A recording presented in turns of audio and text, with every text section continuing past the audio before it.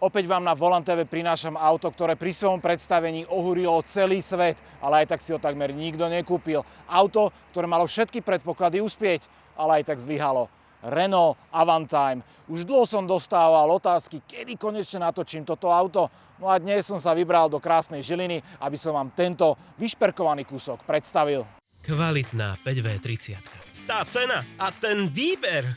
Pre moju lásku len to najlepšie. Tu mám vždy garanciu originálnych produktov. Dopraj aj ty svojej mašine len to najlepšie. Filtre a oleje.sk. Príďte si vydražiť svoje auto, snov alebo motocykel na dražbu veteránov a youngtimerov, ktorá sa bude konať 20. mája 2023 v areáli Šatok Belany pri Žiline. Viac informácií sa dozviete na našej webovej stránke dražbyveteranov.sk.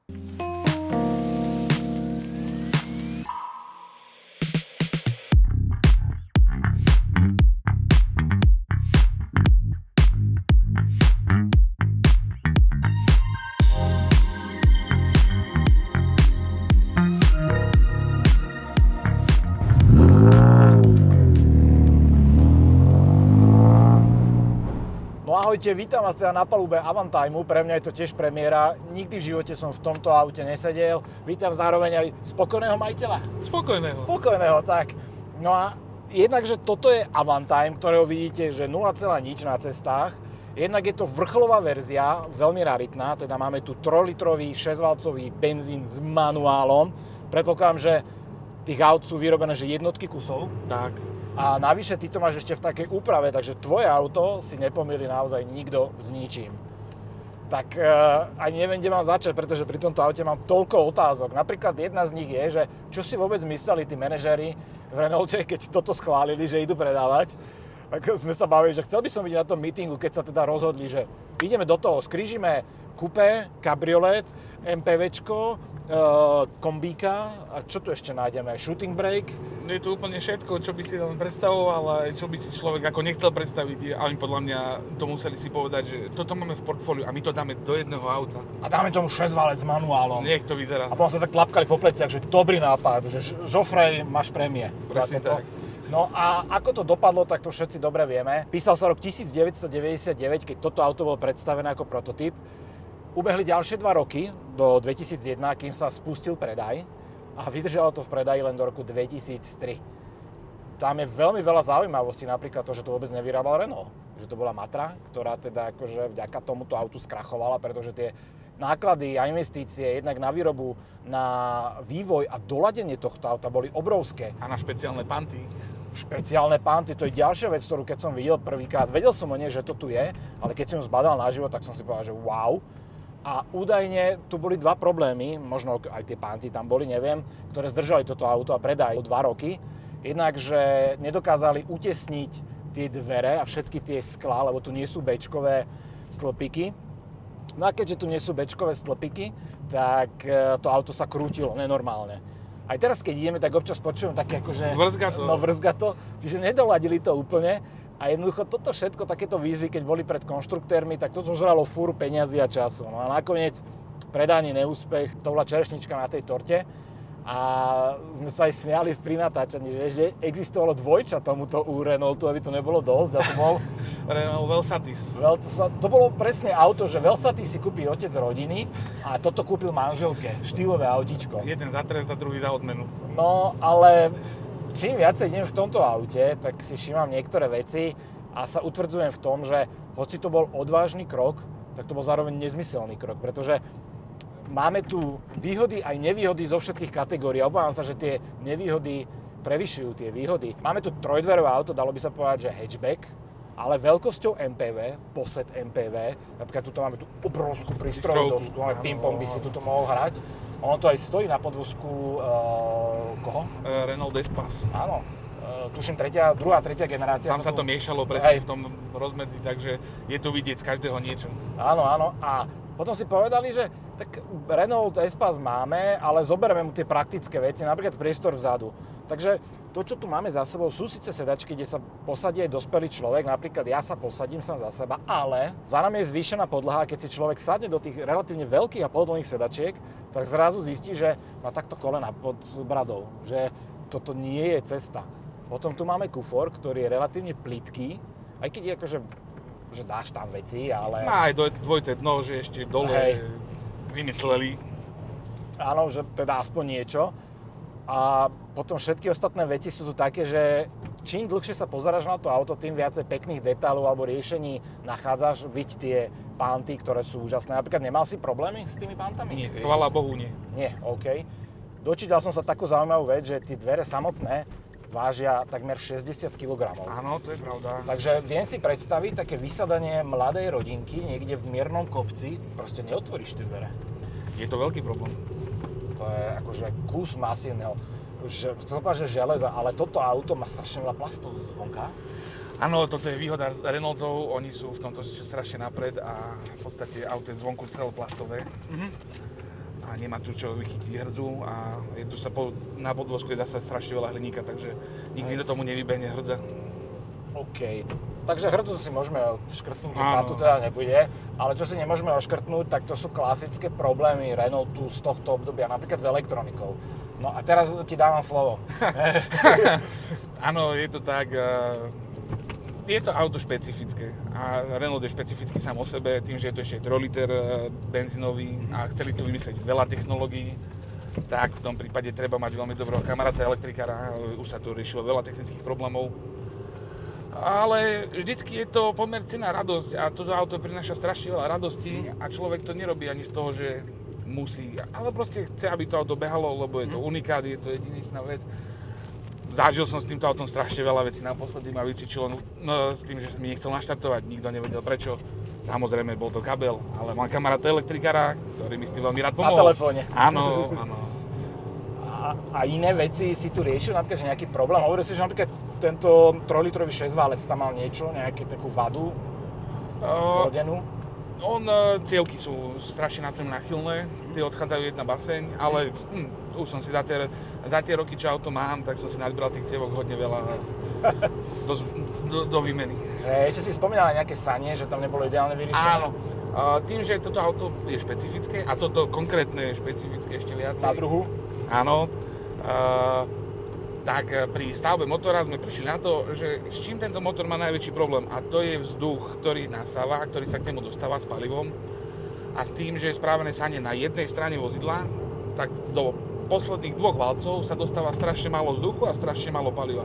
Tým pádom ten výkon sa nedokáže dostať na takú hranicu, ako by bol reálneho dostať, keby sa dokázalo prerobiť sanie. Žiaľ Bohu, na toto už čas nebol, takže fungujeme v normálnom režime, v sériovom saní. Je tu zvýšený výkon, je to urobené a hovorím, ešte keby sa toto doladilo, tak to auto je neskutočná raketa. Tak, všímam si jednu vec a to je, že ako je veľmi dobre odizolovaný ten motor, čo sa týka napríklad vibrácií. Ono je to už samo o sebe dané tým, že je to V-čkový 6-válec, ale veľmi príjemne, to je plus aj tá zvuková kulisa. Ty si tomu troška aj pomohol. Áno. A je to fakt dobré, ako len sa mi to strašne nehodí k tomuto autu. To je asi môj najväčší problém, že stále mám pocit, že sedím v takom veľkom MPVčku a teraz tu 6-válec počujem, z výfuku také akože lepšie tóny idú, tak je to také, že nezvyk. Je. A sedíme relatívne vysoko, fakt pred sebou tú prístrojovku obrovskú, obklopuje nás more priestoru, taký polovičný odtiaľto dopredu, normálne, že S-Pass, ale akože... Áno, toto je reálne, keď sa na to pozrieš, tak je to S-Pass. Keby človek si do toho sadne a nepozrie sa dozadu, tak myslí si, že ideš na rodinnú dovolenku s S-Passom. Hej, presne tak. No a ďalšie otázky, ktoré mám pri tomto aute, tak napríklad, že do ktorej kategórie ho zaradiť? To sme sa už na začiatku bavili, že čo to je MPV? No asi nie, lebo má len 3 dverí, alebo teda 2 plus zadný kufor. Keď viete, napíšte nám, kam by ste ho vy zaradili, lebo ja to netuším. A ani majiteľ. A potom ďalšia otázka napríklad, že kto bola cieľová skupina tohto auta. Akože v Renaulte si schválili, že vyrobíme Avantime a teraz, že na koho ideme cieliť, že sú to tie mladé rodiny, alebo sú to už dôchodcovia, ktorí už nemajú rodinu a len vnúčence hodia dozadu. Ja som počul takú story alebo takú prúpovidku, že mali to byť deti, ktoré vyrástli na S-Passoch, že teraz si kúpia Avantime. Ale akože ruku na srdce, mladý človek, posledné, čo si chce kúpiť, je MPVčko. Má isté výhody v istom veku MPVčko, ale mladý človek si proste kúpi niečo malé, športové, napríklad to Twingo RS alebo Megane RS, keď už chce rýchle, ale nekúpi si MPVčko so 6-válcom. To je No toto, opäť, povedzte mi, že na koho vlastne cielila táto automobilka. No a dostávame sa k dizajnu. Dizajnérom bol Patrick Lecquement, to je človek, ktorého meno vám síce nič nepovie, ale jeho výtvory áno, pretože to je dizajner, ktorý nakreslil Forcieru alebo Twingo prvej generácie, naozaj geniálne auto, už ste ho na volante videli. A možno práve preto si ho v Renaulte tak vybrali, že počúvaj, ty si nám nakreslil Twingo, ktoré bolo fakt, že dobre vymyslené, nakreslíš nám teraz toto auto. Predpokladám, že škrabal si hlavu asi veľmi dlho, keď mu teda povedali, že vieš čo, má to mať prvky z kabrioletu, ale malo by to byť MPVčko, ale vieš čo, aj chceme len dvoje dvere tam dať a už si tak predstavil takého mačkopsa a potom niečo nakreslil. No, ale dizajn je podľa mňa veľmi subjektívna vec a čím dlhšie sa na to auto pozerám, tým viac odhalujem aj pri natáčaní viac pekných detailov, viac pekných riešení. A toto auto je naozaj že zaujímavé. Povedal si niekedy, že to je škaredé auto, alebo že sa ti nepáči z nejakého uhla, aj ten zadok napríklad? Nie, toto auto je špecifické, lebo ono je krásne, vždycky presne ako si povedal, vždy na tom aute nájdeš niečo, čo ťa uchvatí, že tam je niečo iné, niečo špecifické. Keď som si prvýkrát do toho sadol, keď som to videl, hovorím si, veď to je Espace, a potom presne tým postupom času toho všetkého, jak to prebiehalo, hovorím, neskutočne ako vyladené dizajnersky, že fakt sa ten človek s tým musel vyhrať. Akurát som nikdy nepochopil presne to, čo si hovoril, tá cieľová skupina, že pre koho to bolo určené. No pre teba. No pre mňa, áno. A ešte ďalších 8,5 tisíca ľudí, ktorí si to za tie 2 roky kúpili. A dizajneri aj taký citát teraz príde, že chceli sme, že ktokoľvek pôjde okolo toho auta, musí byť stále uchvátený. To znamená, že ide spredu a povie si, že fú, ide z boku, ide zo zadu, ale svetlá pozrie a potom si mi otvoril kufor, to som ja odpadol zase, že je tak divne vykrojený. Je laminátový, alebo teda nejaké také plast. No a aj to je proste čokoľvek, na čo sa tu siahne, to je zaujímavé. Samozrejme, volant spoznávam z klasických Renaultov. Laguna. Hej, alebo teda Megane. Vidíme tam presne ako Vespasy tie rožné ovládania klimatizácie. To je ešte taká celkom halus, že celkom zaujímavé. Stredové umiestnené budíky, otáčko majú pred tebou, ktorý už po rokoch je taký akože vyblednutý na odchode. Myslím si, že by sme mu aj vedeli pridať. Vieš mu pomôcť? Nie, už je na maxime. Tak. Celkovo akože fakt je to taká strašná halus, ktorú by si nikto dnes nedovolil postaviť. Absolútne. Takže za toto aspoň klobúk dolu pred ľuďmi v Renaulte, že sa odhodlali, že ideme do tohto. Ono, keď si zoberieš aj Bavoráky potom vyšli s GTčkami, tiež to bola krabica nafúknutá, z ktorej nebolo nič, ale... Hej. Čiže možno podobný smer, podobná myšlienka. Akurát strašne skoro. Hej. A toto presne, čo si práve povedal, tá asi hlavná myšlienka. Avantime by v istom časovom období možno aj bol úspešný, len zrovna na prelome milénia to nejako nevyšlo. No. Tak uvidíme, či v budúcnosti niekto ešte niečo podobné prinesie, ale myslím si, že s 2 alebo s 3 dverami to už sa asi nestane. To nastupovanie dozadu je mimochodom veľmi tak akože až na počudovanie príjemné, pretože tie okná sa dajú stiahnuť a tým pádom nič nezavádza tomu človeku, keď si tam nesadnúť. No ja si viem predstaviť, moje 2 malé deti by sa naozaj z toho tešili, tak to bez debaty. Len problém je, že ak ste vyšší, tak si narážate kolenami do brady a to nie je úplne ideálne. Ale predné sedačky sú veľmi pohodlné. Veľmi. To je, normálne mám takto pekne opreté stehná, chrbát a ďalší krásny dizajnový prvok. No na tých sedadlách, ty si hovoril, že pôvodný plán rátal s tým, že tie úpravy, že aj nahradíš sedačky, no si došiel na čo? Našiel som na to, že tu je veľmi jeden veľký problém, bezpečnosť, lebo bezpečnostný pás vychádza priamo zo sedačky. Tak. Tým pádom sa nemohli sedačky z Megane RS, ktoré sme mali kúpené a žiaľ Bohu zostalo pri tomto. Ale nevadí, prohali sme sa aj s tým, trošku sa viacej upravili, aby bolo bočné vedenie trošku príjemnejšie a predĺžilo sa podsedák o 15 cm, aby si proste tie nohy mal voľne uložené, Áno. aby ťa nič netlačilo. No ono, keď si spomenul ten Megane RS, tak toto má veľa vecí z Meganu RS a môžeme povedať, že to je pravdepodobne jediný Renault Avantime RS na svete. Áno. Tak akože prikrášne mu povieme, že RS, ale naozaj brzdy, kolesa, nejaké časti podvozku si hovoril. Áno, sú tu upravované časti podvozku, aby to bolo športovejšie ladené. Zadný nárazník je v podstate kombináciou RS-ového nárazníka z Megana. Áno, aj ten výfuk v strede. Aj presne, výfuk v strede. No. Brzdy, veľa technológií je tu zaujímavo vyriešených. A je to v podstate v rámci toho, že ja v tej dobe, keď sa toto auto ho zaobstarali, tak ja som v tej dobe mal Megane RS. Stali takto vedľa seba a bolo povedané, no musia sa podobať. Hej, Tak to aj bolo. hej. Tak sa podobajú. Hej. No ešte ďalšia vec, ktorá tu bola na Avantimeoch taká svojská v tom čase, že mali dvojfarebné lakovanie. To znamená, že horná časť bola z inej farby, spodná z inej, ale toto už nie je pôvodná farba. Nie. Je to RS-ová žltá? Áno, je to RS-ová To som žltá. tak typol. Áno. Uhádol som. No a trošku technických údajov. Avantime ste mohli mať s 3 motormi. Dieselový, ktorý... 2.2, DCčko, áno. Ktorý... No, nechcel by som ho tu. Áno. Potom 2-litrové turbobenzín a potom vrcholovú ponuku, to je presne toto, teda 3-litrový V6 motor, myslím, že nejaký 207 koní základ. 210. Alebo 210 dokonca. Čo na dnešné pomery, OK, to má akákoľvek fúkaná 1.6, ale čo nemá fúkaná 1.6, to je tá kultivovanosť a ten zvuk tohto motora. Presne tak. Akože toto je... To nenahradí. Aj po tých rokoch, že wow. A plus tá manuálna prevodovka. A zaujímavé je, že odkiaľ pochádza toto auto. To ma tiež akože dosť dostalo do kolien. No, toto auto je výnimočné, lebo pochádza zo Slovenska, priamo zo Žiliny. Ako nové sa to Ako kúpilo. nové sa kúpilo tu v Žiline. Potom dlhou cestou obklukou sa dostalo zase naspäť ku mne. Hej, čo je už len toto, že niekto si na Slovensku kúpil takéto auto. Takže ak nás pozerá pôvodný majiteľ, tak kľudne nech sa mi ozve. Lebo chcel by som strašne vedieť tie pohnutky jeho a tie dôvody, že prečo sa rozhodol práve pre toto auto, lebo stálo šialenú sumu na tú dobu a aj tak si to kúpil. Takže, pane, za mňa rešpekt a som rád, že ste to spravili. Dnes tieto autá, ak by ste ich chceli ako jazdenku, tak majú jednu ďalšiu zaujímavosť, že cenový rozptýl je, povedzme, že 10-násobný. Kúpiš toto auto aj za 3 000, ale kúpiš to aj za 30 000. No ale keď pozeráte toto video o 5 rokov neskôr, tak tie ceny už budú úplne inde, pretože ja si myslím, že toto je budúca klasika. Už len kvôli tomu, koľko málo kusov sa vyrobilo, aká je to strašná halucinoidná, ani neviem, jak to nazvať, výtvor halucinoidný. Áno. To je... A toto bude časom veľmi pozitívne hodnotené. Myslíš si, že toto má potenciál do budúcna? Ja Ako si- zberateľské auto? Ja si myslím, že to má hodne veľký potenciál a výhoda tohto auta je to, že v podstate aj ten nový človek, ktorý by si ho kúpil a chce si ho zachovať do budúcnosti, nebude s tým mať veľké problémy, nakoľko ho tu nebude trápiť hrdzať, čo je problémom pri 99% aut, ktoré proste naberajú na hodnote. Áno, treba ho ošetrovať, treba sa mu venovať, ako pri každom aute, ale není tu tých problémov toľko. A hlavne tým, že ich bolo vyrobených 8545 kusov.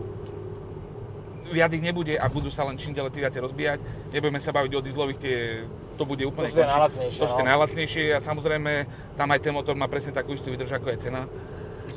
Takže tých aut sa uchová čím ďalej tým menej. Takže No. jednoznačne myslím si, že bude naberať na cene. No ale je tu, si hovoríš, že žiadne problémy, ale jeden problém tu predsa len bol, že keď ti ho niekto poškodil. No, No áno. a toto chcem vedieť teraz, že čo sa stalo. Áno. Odstavené na sídlisku, klasický problém. No a v noci nejaký opitý alebo inak podkúražený človek išiel okolo. Nič ho lepšie nenapadlo rozbiť mi zadné svetlo a odkopnúť mi spolujazdcové spätné zrkadlo. No. A potom si došiel k auto, zistil si, že musíš to niekde kúpiť. Áno, a tu nám nastal veľký problém. Kde to zohnať? No nové, žiaľ Bohu, nedalo sa zohnať. V Renaulte ti čo povedali? že čo chcete s týmto autom? Nejako zabudni. No a samozrejme potom dlhá cesta zháňania cez rôzne fóra a podarilo sa to, chvála Bohu, nakoniec. Ale tiež to nebola ľahká skúsenosť. To áno, ale keď sa aj pozrieš na tie zadné svetla, to je ďalší taký dizajnový prvok, kde nechápeš, na čo dávali hore tú odrazku, ale keby tam nebola, tak to fakt není ono. Že Není, už to proste, není to ten dizajnový prvok. Je to obyčajné svetlo. Hej, no a je tu ešte jedna vychytávka, ktorá sa volá Grand Air Mode. A to znamená, že jedným stlačením tlačidla sa ti otvorí zrazu všetko. My to teraz nebudeme robiť, lebo by nám oholilo kamery. Ale opäť, keďže to malo mať tie prvky toho kabrioletu, tak presne toto je ono, že zrazu bez toho beztlpíka zhodíš dolu tie okná, otvoríš si veľkú strechu a akože prefúkne ťa. Že? Áno. Jak v kabriolete. Áno, človek má vítr ve vlasech a úsmev na perách. Hej, a seknuté kríže. Áno. A keďže toto auto dopadlo ako dopadlo, tak plánovaný facelift na rok 2004 sa už nekonal. Posledné kusy sa ešte predali v 2004, myslím, že to bolo fakt, že v desiatkách tie posledné skladovky, ktorých sa asi predajcovia zbavovali. Ale spomínal si mi, že ty si síce urobil RS verziu, ale oni reálne nad ňou aj uvažovali. Áno, oni mali v pláne Renault Avantime RS. Keby boli samozrejme predaje normálne, tým, že predaje boli také, aké boli, tak potom aj z tohto projektu im nejako zišlo. A hovorím, no keď už to oni mali v pláne, prečo sa do toho nepustiť? No, presne tak. Takže zaujímavé. Čiže asi naozaj ti ostane ako jediný RS-ový Avantime. Stretol si ešte tuto niekde v okolí druhý kus živý na ceste? Na Slovensku, dokonca aj v Žiline som stretol, bol to dieselový, ale už som ho nestretol. Už je pod zemou, ale niekde v zahraničí, lebo bol si aj s týmto v zahraničí Áno, na zraze? ja teda konkrétne nie, bol tam môj otec, lebo má viacej času, tak bol na zraze, bol veľmi, veľmi dobre ohodnotený medzi Avantime, oni majú takú svoju kultúru a áno, tam ich bolo strašne veľa a vidno aj ten kult toho vozidla, že áno, ten sa udržuje ďalej. Že má to tú skupinu Má to okolo tú seba. skupinu pre seba, áno. Aj vlastne vďaka ním sme sa potom dostali k náhradným dielom, čo sme hľadali. Takže stále sa dá. I keď uvidíme v budúcnosti 3D tlač a podobné veci, takže áno. svetlo, blinkre, bude sa dať. Áno. No počas tej jazdy som si všimol niekoľko vecí, tak tu jednu som už spomínal, to je ten zvuk toho 6-válca, tá kultivovanosť, tá je fakt, že famózna. Ďalšia vec, auto je relatívne pohodlné. Aj na tých veľkých kolesách, ty tu máš tie RS-ové 18. RS-ové 18 a dokonca sú tvrdšie tlmiče. Áno, super. Takže v sérii na tých menších kolesách s menšími tlmičmi, to musí byť naozaj GTčko. Je to hoďačka, áno. Ale s tým súvisí jedna vec, čo si mi hovoril, že dozadu ste robili jeden upgrade, pretože toto auto ľúbilo tak akože úplne až plávať po ceste. Áno, ako klasický Renault je vždycky Renault, Citroën, Peugeot, všetko je to na pohodlie robené a ten Renault je na to špecifický a strašne sa nakláňal. A tým pádom, aby sme tomu zamedzili, tak sa dala dozadu ešte jedna torná tyč, aby v podstate to auto sa menej naklápalo do zakrút. Hej. No teraz je to taký veľmi dobrý kompromis z toho pohľadu. No a ďalšia vec, samozrejme, je ten výhľad. To je, do akejkoľvek strany sa pozriete, cez rameno, toto je perfektné, že pozrieš sa cez rameno, tam ti nič nezavadza. Je tam naozaj perfektný výhľad. Ono to má dĺžku 4,6 metra, takže možno to aj klame telom trocha. Nie je to až taká uzrutá, ako by sa mohlo zdať. Myslím, že aj s parkovaním alebo v meste pri obiehaní by to bolo celkom oka. Takže za mňa fajn. No ja som si sadol na drzovku za volant a hneď prvý taký dojem z toho je, že ako keby som sedel v závodnom aute. A to preto, že sedím strašne ďaleko od čelného okna, úplne vzadu. Volant mám takto, aj ten stĺpik, ktorý ide z tej prístrojky, je taký dlhý, normálne, že závodiak. Ale samozrejme, to sa veľmi rýchlo stratí, keď sa rozbehneme. Ale zatiaľ ten prvý dojem vôbec nie je zlý, ale veľmi nezvyčajný. Naozaj obrovská prístrojka. Obrovská! Ty tu máš aj spojku inú, že? Áno, je tu keramická spojka a miesto dvojhmoťaku jednohmoťak odľahčený. Odtiaľ to netuším, kde mám predok. Že či za to prístrojkou ešte pokračuje. Býva tam ešte kúsok. A teraz si mi ukazoval jednu takú srandu. Áno. Počúvajte.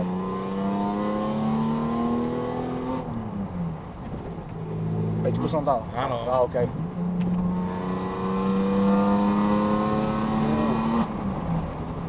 Dobre to je. Ale pocit zo šoférovania mám ako z MPVčka, že sedíš vysoko, si relatívne ďaleko od všetkého, no a to auto, samozrejme, toto není určite, že Megane RS-ový. Nie. Ty si sám mal RS-ový Megane, takže veľmi dobre vieš posúdiť. Áno. Ale... To je auto, na ktoré strašne rád spomínam. Ale opäť sa musím vrátiť k tomu, že tak ako zo sedadla spolujazca aj z tohto, musím povedať, že to auto je príjemne komfortné. Naozaj, že GTčko na dlhé cesty, na dlhé trasy, to je fakt, že je to dobrý, zaujímavý mix, ale opäť sa vraciame k tomu, že kto si to kúpil ako nové? A hlavne takúto kombináciu, 3 liter manuál. Niekto, kto chcel chodiť rýchlo a komfortne. Napríklad, možno taký. A vnímam, pozerám, že aj čierne stĺpiky si dával, Áno. celé to tak pôsobí Stropnica lepšie, je, hej, áno. stropnica. No a tu máme tieto tlačítka, s ktorými otvoríte všetky okná naraz, posúvate si čokoľvek. No a pri tej akcelerácii ten úplne vyhladený chod toho 6-válca môže byť. A čo je ešte ďalšia vec, taká príjemná, čo som si všimol, keď som natáčal ten internet, tak som si povedal, že ježiš, to je jaká páka, jak z Ikarusu, že proste túto to radiť a dávať tie rýchlosti, to bude naozaj, že pôrod. Ale nie je to vôbec zlé. Tak ako som u francúzskych aut zvyknutý, že tá prevodovka je tam taká kadejaká, tak tuto si myslím, že celkom fajn. Vôbec to nie je zlé. Na tú dĺžku je to celkom aj presné. Presne, že to trojka hneď tam padne, no a potom keď dáte, príjemné. Takže naozaj, ten Avantime, keď som nevedel, čo od neho čaká, tak teraz už mám takmer všetky odpovede, teda okrem toho, že pre koho je to auto určené vlastne, ale čo sa týka jazdných vlastností, tak jazdí veľmi podobne, ako som si predstavoval. Je to taký mix všetkého, ale toto ma príjemne prekvapilo. Prejav motora a aj tá prevodovka. Myslím si, že môže byť. Čiže ak by som si kupoval Avantime, jedine túto kombináciu. 6-valcový 3 liter s manuálom, lebo toto bude naozaj to najvyhľadávanejšie v budúcnosti. No v každom prípade, ak máte otázky na majiteľa ohľadne tohto auta, tak smelo s nimi do diskusie na YouTube. No a určite dám aj plno fotiek tohto zaujímavého auta aj na Instagram. A ja som fakt zvedavý na váš názor. Páči sa vám toto auto? A čo potom v tejto úprave? Vyjadrite sa dolu pod video. Som veľmi rád, že dneska teda si mi dal šancu sa previesť v tomto aute, lebo pre mňa je to jeden z takých splnených automobilových snov. Ja som myslel, že Avantime už nikdy neskúsim, no a dnes sa to podarilo. Takže ďakujem ti ešte raz veľmi pekne. Není rád, že som No rád. a samozrejme ešte tu máme jeden darček pre teba od nášho partnera Autoglin, ktorý ti posiela veci, aby ti toto auto nielen pekne vyzeralo, ale aj voňalo. Takže ďakujem dúfam, veľmi že si pekne. teda užiješ. No a s vami sa vidíme pri ďalšom videu onedlho. Čaute. Majte sa.